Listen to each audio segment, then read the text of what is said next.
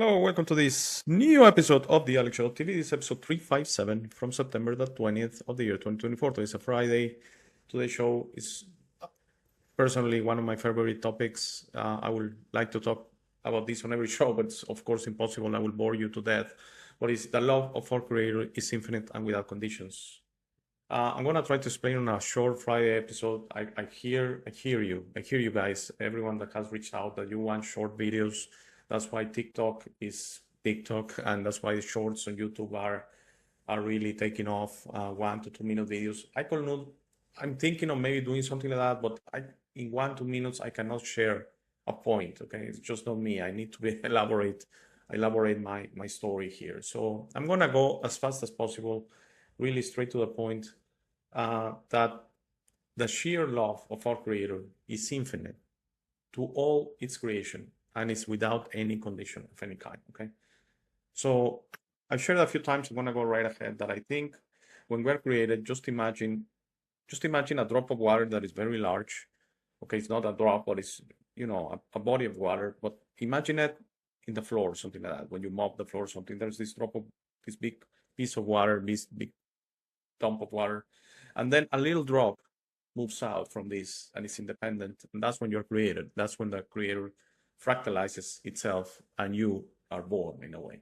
And this is a metaphor. We have no bodies at this point. It's not like that, but this is a metaphor that your Father, your Creator, gives you a hug, sends you into your experiences, gives you the laws of the universe at this time, tells you all your powers, that he's giving you all his powers, that you are a co-creator, that you're part of creation, that you have the power of traveling through time, that time is irrelevant to you because you can move around it, not for your benefit. You're going to understand that.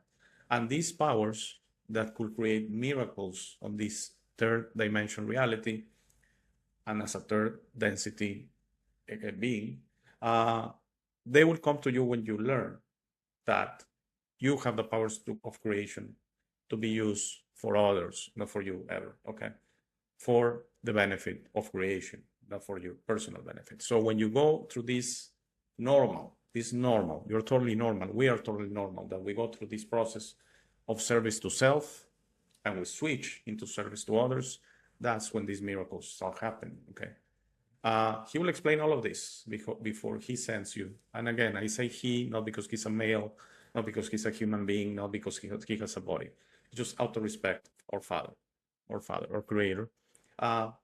He will send us out to have our experiences, and that's why we need to be in planet Earth and many other places. That's why, because we need to figure things out on our own, and then we will go back. He will say, I will see you back here on creation, to be part of the community consciousness, to be part of the everything, to join the oneness again, once you're done with your experiences. And you take your time. It's your decision. That's why this idea that the Creator controls our lives, he gave us the free will to make whatever we want of our lives.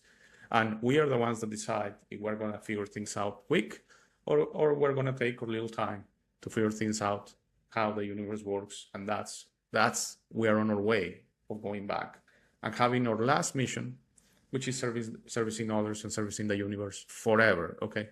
No more body experiences, no more incarnations, no more like that. It's just you go on forever as you go back. And if you going back to the metaphor of the drops of water, the little drop joins again the big drop, okay?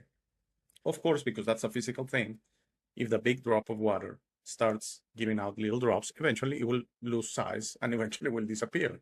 Well, that doesn't happen with our Creator, okay? He could give out as many fractalizations of itself as he wants, and he's going to be the Creator. So just think, the moment you were created, you were created through love, by love, through love. And basically, that's why I keep insisting that the only true emotion that will set you free is love.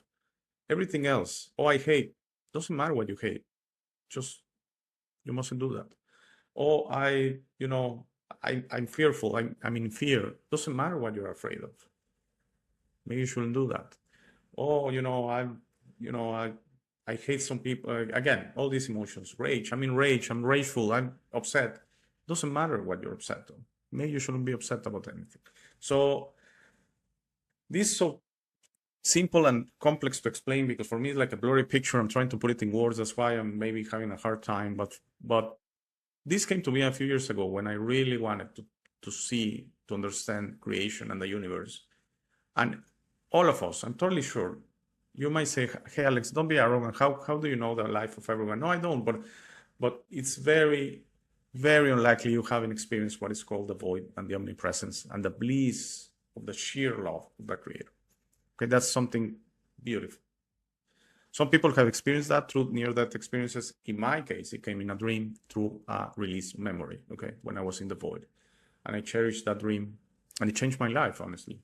Because I know it's not a leap of faith. It's not that I believe in the Creator. It's not that I believe in love. I know about the Creator. I know about love.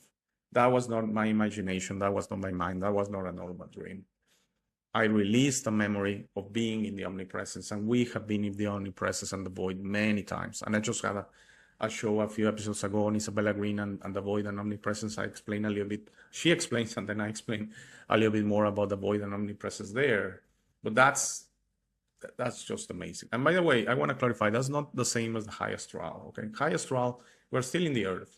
We're still in the earth system. We're in this attached dimension called the astral. Some call it the 4D. Some say it's not the 4D. The astral is demonic. No, the astral is, demons are there for sure. For sure, they have also invaded the astral. The astral is the spiritual dimension attached to the physical 3D earth. That's why some call it the 4D, 4 dimension. So the high astral it's a nice place on the astral that you take a break. That's when you had a really difficult reincarnation. You are probably have decided to come back, but you need a break, and that's the high astral. It's like similar to what religions refer as heaven, okay? You're out there just in bliss, in peace, but it's not the void and the omnipresence. I need to clarify that. There's no comparison to the void and the omnipresence. There's no comparison. So there's this confusion that maybe the high astral is that, and no, I'm not talking about that. Have I been in the high astral? Probably. I honestly haven't released a memory on the high astral. Who knows if you make memories there? It's just a waiting loop that you are regaining strength for your next incarnation. That's the way I see it. Okay. And that's why I cannot conclusively or definitely say the astral is a bad place. It has a lot of confused beings. And the low astral is the concept of ghosts. Okay. They're in the low astral. It's the concept of people that are attached to this reality. Okay, it's the concept of people that they want to come back to their previous life, not the next one, to their previous life. They were maybe, air quotes, successful, air quotes, in health. They were, air quotes, they were having a great time. They pass on, they transcend suddenly, and they want to come back. And the only problem is they're very confused because that's impossible to do, okay? Their body's gone, their experience is gone, that's gone. That persona, that thing is gone.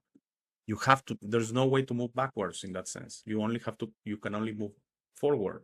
And being in the low astral is basically staying stuck. And some stay stuck for hundreds of Earth years, okay? And that's why some ghosts out there, you know the stories of ghosts that have been for hundreds of years in castles, and that they're in the low astral. That's the way I see it. And they wanna maybe come back to what they were. They were maybe the prince of the castle, who knows? They don't understand they're not alive, they're not physical anymore. And that's unfortunate. I really wish those souls find their way. And they're probably gonna reincarnate again. It's very difficult to leave the Earth system after being in the low astral, but that's a great thing if they transcend and really move forward, okay? But that's the astral is not what I'm talking about, okay? The astral is just an attached dimension necessary for these 3-dimension reality. What I'm talking about is when you leave this system, okay? When you leave the astral, you break the astral, then you can experience, if you go to the void, which is your decision, no one else's, your one. Maybe you go to another system without passing through the void, but going to the void is like visiting our Creator again, visiting our Father for 15 minutes or something like that. It's not that time. I just said 15 minutes to say a number, but we go there, we experience the omnipresence again. All our lives are there available for revisions and stuff like that. Peter Panagore explained that. He went into a couple of them. And in one, he was a human. And in one, he was a lizard. Okay. That's the amazement of the omnipresence. It's not the judgment of others, of something, of an entity that claims to be a saint or a high being or a religious figure on your previous life. That's through the astral. That's in the astral. That's early. Okay, that's in the earth system of reincarnation, on the reincarnation loop. Some call it trap. No, I'm talking about a whole different thing. When all your lives are available and there's no judgment at all. You judge yourself, and maybe you say, hey, it's time to fix this, it's time to fix that. You have to figure it out. No one is pressuring you. The Creator lets you go to have your experiences. I'll see you back, he will say to you. When? It's up to you. I don't even know it. It's up to you. I gave you free will. I gave you all the tools. I gave you the rules of the universe. It's for you to figure out. We are in charge of our existence. We are in charge of our lives. And we will go back. We will experience the void and the omnipresence many times through our existence, but we will go back to creation when we're ready. Okay. Not something we decide, by the way, in that sense.